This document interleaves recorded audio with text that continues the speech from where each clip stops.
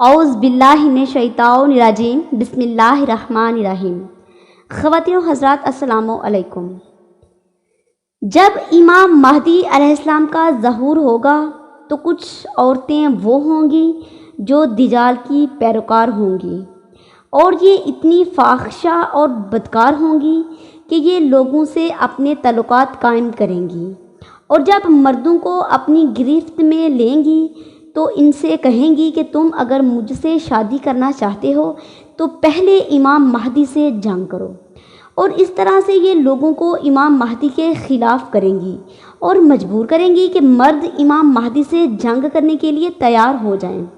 لیکن انہی کے مقابلے میں مومنہ اور پاک دامن عورتیں بھی ہیں جو ہر وقت اپنا عقیدہ اور اپنا کردار صاف رکھیں گی۔ اگر میں ان عورتوں کی طاقت کی بات کروں تو ایک عورت میں 40 مردوں کے برابر طاقت ہوگی، اور ان کو یہ طاقت اس وجہ سے ملے گی کیونکہ یہ امام مہدی علیہ السلام کے لشکر میں ہوں گی۔ بعض روایتوں کے مطابق امام علیہ السلام کے لشکر کے ساتھ 400 عورتیں ہوں گی اور جو زخمیوں کے علاج معالجہ میں مشغول رہیں گی۔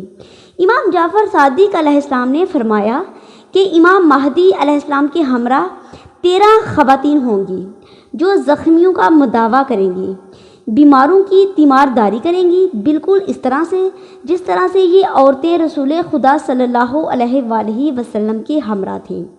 خواتین و حضرات، وہ 13 خواتین جو امام مہدی علیہ السلام کے لشکر کے ساتھ ہوں گی، ان میں پہلی خاتون کا نام بی بی سیانہ خاتون ہے۔ یہ حضرت حزقیل کی بیوی ہیں، یہ امام مہدی علیہ السلام کے لشکر کے ساتھ ہوں گی۔ دوسری خاتون کا نام ام ایمن ہے، یہ رسول خدا صلی اللہ علیہ وآلہ وسلم کی کنیز تھی۔ تیسری خاتون جو امام مہدی علیہ السلام کے لشکر کے ہمراہ ہوں گی، ان کا نام بی بی زبیدہ خاتون ہے، یہ ہارون الرشید کی بیوی تھی لیکن یہ شیعان اہل بیت میں سے تھی۔ چوتھی خاتون حضرت عمر یاسر کی والدہ بی بی سمیہ خاتون ہیں۔ پانچویں خاتون ام خالد اور چھٹی خاتون حبابہ والبیہ ہیں۔ حبابہ والبیہ وہ بیوی ہیں جن کو امام رضا علیہ السلام نے کفن دیا تھا۔ ساتویں خاتون ام سنان ہیں، یہ وہ ہیں جنہوں نے جنگ خیبر میں زخمیوں کا علاج کیا تھا۔ آٹھویں ام سلیم، یہ جنگ احد میں سپاہیوں کو پانی دیتی تھی۔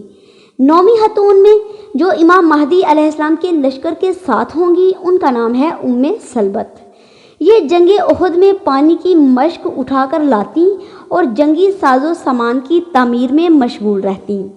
10ویں خاتون بی بی نصیبہ خاتون اور 11ویں بی بی انسیہ خاتون ہے۔ 12ویں ام زیاد اور 13ویں بی بی جو امام مہدی علیہ السلام کے لشکر کے ہمراہ ہوں گی، ان کا نام ہے امیہ، یہ وہی خاتون ہے جنہوں نے جنگ خیبر کے موقع پر زخمیوں کا علاج کیا تھا، اور پیغمبر خدا صلی اللہ علیہ وآلہ وسلم نے ان کے حق میں دعا کی تھی۔